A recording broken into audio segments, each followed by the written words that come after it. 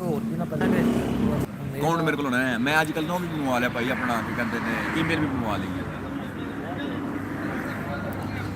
ਕੀ ਹੈ ਤੇਰਾ email address?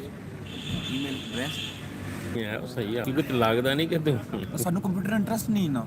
ਇਹਦਾ ਕੰਪਿਊਟਰ ਨਾਲ ਤਲਕ ਹੀ ਨਹੀਂ ਹੈ, ਜ਼ਰੂਰਤ ਨਾਲ ਤਲਕ ਹੈ। ਜ਼ਰੂਰ ਸਾਨੂੰ ਪਈ ਕੋਈ ਨਾ ਜ਼ਿੰਦਗੀ ਜਿੰਨਾਂ ਚੀਜ਼ਾਂ ਦੀ।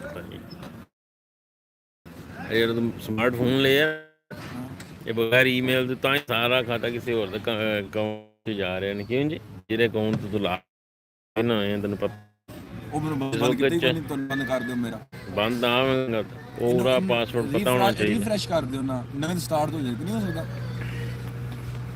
ਤਾਂ ਹੀ ਤਾਂ ਮੈਨੂੰ ਡਰ ਹੈ ਨਾ ਮੇਰਾ, ਮੈਂ ਸਾਰਾ ਕੁਝ ਮੇਰਾ ਬਾਇਓਡਾਟਾ ਕੋਈ ਖਿੱਚ ਕੇ ਲੈ ਜਾਵੇ ਕੋਈ ਹੋਰ ਬੰਦਾ।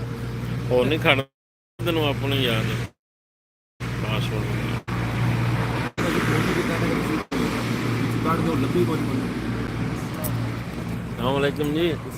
ਅਸੀਂ ਆ ਕਿ ਤੁਹਾਨੂੰ ਆਉਣਾ ਨਾ ਪਵੇ, ਅਸੀਂ ਲਾਈਵ ਮੈਚ ਲਾਉਂਦੇ ਹਾਂ।